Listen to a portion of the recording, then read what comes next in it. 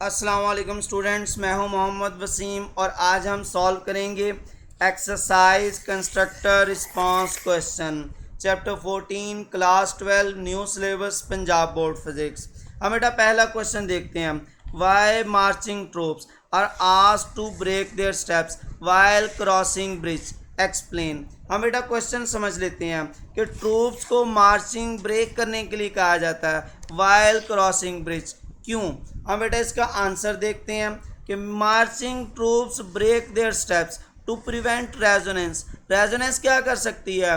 Resonance could cause the bridge to vibrate violently and collapse. इसका मतलब है अगर ट्रूप्स मार्चिंग को ब्रेक नहीं करेंगे तो रेजोनेंस अकर करेगी और रेजोनेंस की वजह से ब्रिज जो है वो वाइब्रेट करेगा वायलेंटली और कोलैप्स कर जाएगा। हम बेटा इसकी एक्सप्लेनेशन देखते हैं। Every structure like a bridge has a natural frequency at which it likes to vibrate, and when troops march in uniform rhythm, they apply a periodic force at fixed frequency। तो हम कहेंगे कि अगर ये marching frequency match कर जाए natural frequency of bridge के साथ तो रेजोनेंस अकर करेगी and this will drastically increase the amplitude of vibration. इसका मतलब है जब रेजोनेंस अकर करेगी फ्रीक्वेंसी मैच होगी और एम्पलीट्यूड ऑफ वाइब्रेशन इंक्रीज करेगा और ये कोलैप्स कर जाएगा। मैथमेटिकली देख लेते हैं हम। At resonance marching frequency is equal to natural frequency causing energy transfer to reach a peak and amplitude to maximize। यानी कि जो एनर्जी ट्रांसफ़र है वो मैक्सिमम होगा जिसकी वजह से एम्पलीट्यूड मैक्सिमम हो जाएगा। नेक्स्ट बेटा हम इसको कंपैरिजन में देखते हैं। हम अगर यूनिफॉर्म स्टेप होंगे तो हम कहेंगे मार्चिंग रिदम में होगी और जिसकी वजह से फोर्स कम्युलेटिव एनर्जी प्रोड्यूस करेगी, लार्ज वाइब्रेशन होंगी और हम कहेंगे दैट रिस्क ब्रिज फेलियर। यानी कि मार्चिंग रिदम में हो तो लार्ज वाइब्रेशन होती हैं और ब्रिज फेलियर हो सकता है। अब सेकंड देख लेते हैं बेटा इसमें। Broken steps it means random walking and unsynchronized force cancel out each other। it means small and safe vibration produce होंगी और ब्रिज कोलैप्स नहीं करेगा। यानी इट मीन्स के ब्रोकन स्टेप जो हैं वो अनसिंक्रोनाइज्ड फोर्स एक दूसरे को कैंसिल कर देंगी और ब्रिज जो है वो कोलैप्स नहीं करेगा। अब बेटा सेकंड क्वेश्चन की बात करते हैं। A girl swinging in sitting position, describe how will the period of swing be changed if she stands up। जैसा कि बेटा आप डायग्राम में देख सकते हैं कि एक गर्ल जो है वो पहले सिटिंग पोजीशन में है, बाद में वो स्टैंडिंग पोजीशन में चली जाती है। स्टैंडिंग पोजीशन में जाने के बाद उसके टाइम पीरियड में कितना चेंज आएगा ये पूछा हुआ है। अब बेटा इसका आंसर देख लेते हैं हम। The period of the swing will decrease, वो डिक्रीज हो जाएगा। It means the swing move faster back and forth. इसका मतलब है जो स्विंग है वो faster back and forth move करेगी। एक्सप्लेनेशन देखते हैं हम। A swing act as a simple pendulum, its time period depends on the effective length L measured from the point of suspension to the center of gravity of the person। यानी कि ये अगर हम इसे simple pendulum की तरह consider करें तो इसका जो टाइम पीरियड होगा वो डिपेंड करेगा इफेक्टिव लेंथ के ऊपर और जो इफेक्टिव लेंथ है वो सस्पेंशन पॉइंट से लेकर सेंटर ऑफ ग्रेविटी तक होगी उस पर्सन के केस में। और अगर हम बेटा इसमें देखते हैं कि when girl stand up her body centre of gravity shifts upward and that shorten the effective length L, जिसकी वजह से हम कहेंगे कि टाइम पीरियड भी डिक्रीज होगा। अब यहाँ पर देखिएगा डायग्राम में कि पहले जब वो सिटिंग पोजीशन में मौजूद थी उसकी इफेक्टिव लेंथ एल थी, उसका centre of gravity lower position में था, लेकिन जब वो बेटा स्टैंड अप होगी तो हम कहेंगे उसका centre of gravity above shift हो गया, जिसकी वजह से उसकी जो इफेक्टिव लेंथ है यानी कि सस्पेंशन से लेकर सेंटर ऑफ ग्रेविटी तक की जो लेंथ है जिसे हम एल प्राइम कह देंगे वो कम हो जाएगी। और हम जानते हैं कि जो टाइम पीरियड है वो स्क्वायर रूट ऑफ एल के डायरेक्टली प्रोपोर्शनल है। अगर लेंथ रिड्यूस होगी तो टाइम पीरियड भी रिड्यूस होगा और वो faster back and fourth motion perform करेगा। अब बेटा हम इसका कंपैरिजन देख लेते हैं। हम कहेंगे जो ना a smaller length directly leads to a smaller time period. और कंपैरिजन में हम कहेंगे sitting position lower centre of gravity, it means longer effective length, यानी कि सिटिंग पोजीशन में लॉन्गर इफेक्टिव लेंथ होगी, that leads to larger time period. जैसा कि आप बेटा डायग्राम में देख सकते हैं। Standing position higher centre of gravity, और centre of gravity up shift हो जाएगा, it means shorten effective length and that leads to smaller time period. तो जब बेटा वो स्टैंडिंग पोजीशन में जाएगी उसका centre of gravity up shift होगा, जिसकी वजह से इफेक्टिव लेंथ रिड्यूस होगी और टाइम पीरियड भी कम हो जाएगा। अब बेटा क्वेश्चन नंबर 3 देखते हैं। Will a pendulum that keeps a correct time at Karachi be accurate at Murree or at the top of Mount Everest? Explain। अब बेटा हम इस क्वेश्चन को देख लेते हैं कि एक पेंडुलम है जो कि कराची में सही से टाइम मेजर कर रहा है, क्या वो सेम टाइम मेजर करेगा मरी और माउंट एवरेस्ट पर जो हाई अल्टीट्यूड पर वाक़ हैं? अब बेटा हम इसका आंसर देखते हैं। No, it will not keep correct time, it will run slower at Murree और माउंट एवरेस्ट। इसका मतलब है कि वो मरी में माउंट एवरेस्ट में देखा जाए तो टाइम पीरियड जो है वो इंक्रीज़ हो जाएगा, या फिर आप कह लें कि वो स्लोअर मूव करेगा। हम बेटा इसके एक्सप्लेनेशन देखते हैं। Karachi is at sea level whereas Murree and Mount Everest are at high altitude. Karachi की बात करें तो वो सी लेवल पर मौजूद है, जबकि मरी और माउंट एवरेस्ट बेटा पहाड़ हैं तो वहाँ पर वो हाई अल्टीट्यूड पर मौजूद हैं। नेक्स्ट बेटा हम देखते हैं एक्सेलेरेशन ड्यू टू ग्रेविटी, वो डिक्रीज़ हो जाएगा एट अल्टीट्यूड इंक्रीजेस। जैसे जैसे बेटा अल्टीट्यूड इंक्रीज होगा आप कह लें जी की वैल्यू कम होगी, because distance from earth centre increases, क्योंकि बेटा अर्थ सेंटर से डिस्टेंस इंक्रीज हो जाएगा। और हम कहेंगे a smaller g increases the time period of the pendulum, meaning it takes more time to complete one swing.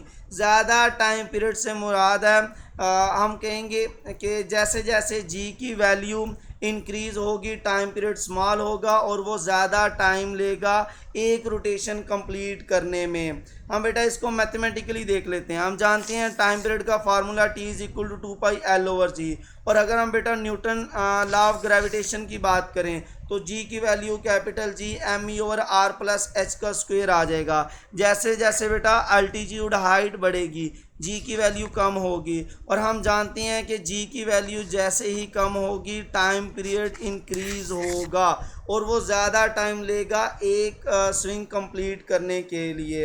अब बेटा यहाँ पर देखिएगा higher altitude it means lower gravity that leads to larger time period. अब comparison देख लेते हैं।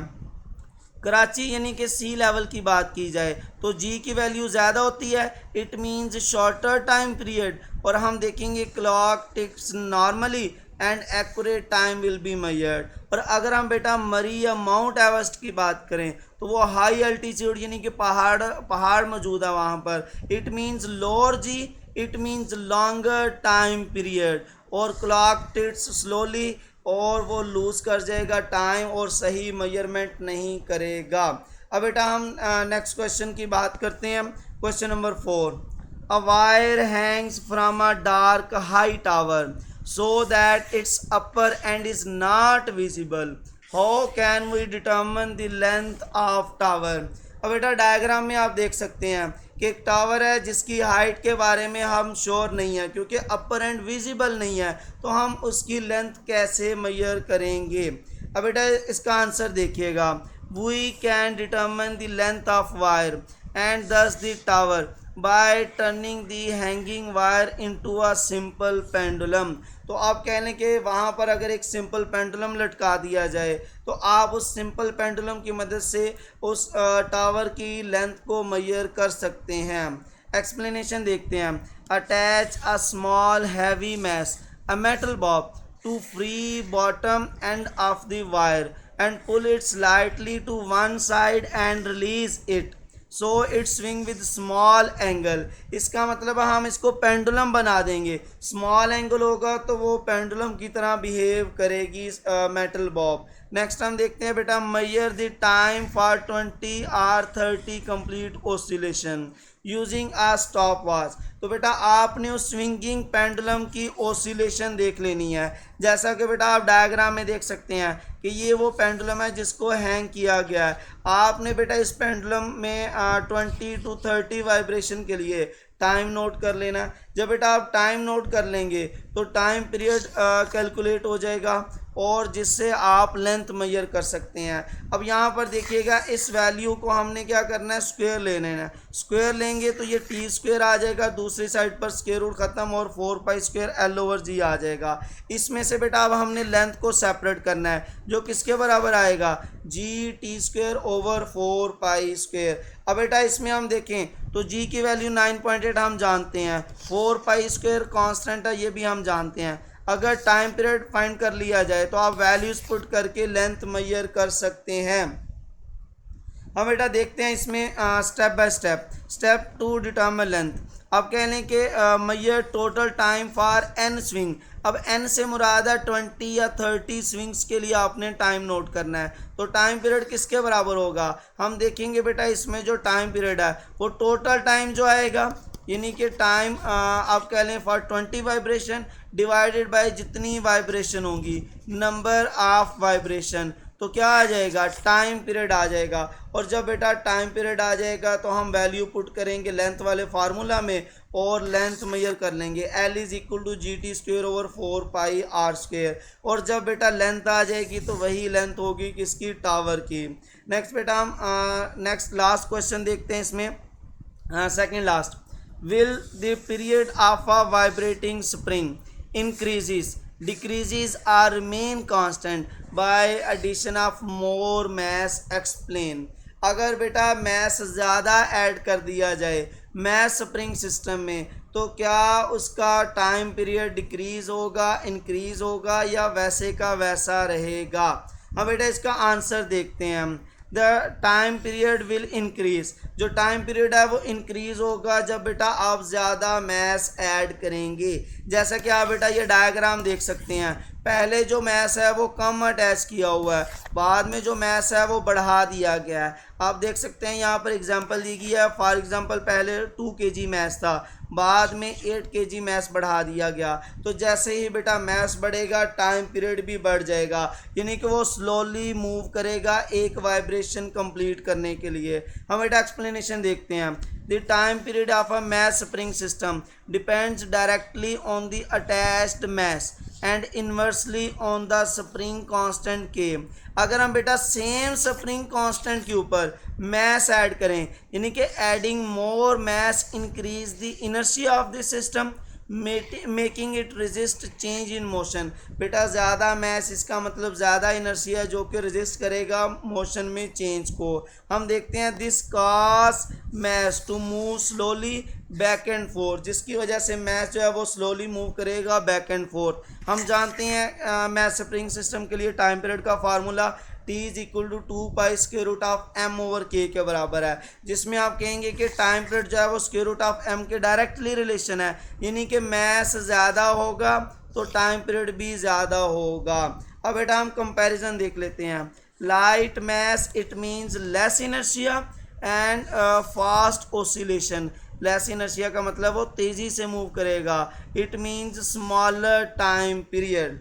और अगर हम देखें heavy mass means more inertia और वो स्लो वाइब्रेशन करेगा, it means large time period. तो हम कहेंगे मैस के इंक्रीज करने से सेम स्प्रिंग के ऊपर जो उसका टाइम पीरियड है वो भी इंक्रीज होगा। अब बेटा हम इस लास्ट क्वेश्चन को देखते हैं। Can a simple pendulum vibrate at centre of earth? Explain. अब बेटा इसका आंसर देखते हैं। No, a simple pendulum can not vibrate at the earth centre, यानी कि सेंटर पर वो वाइब्रेट नहीं कर सकता।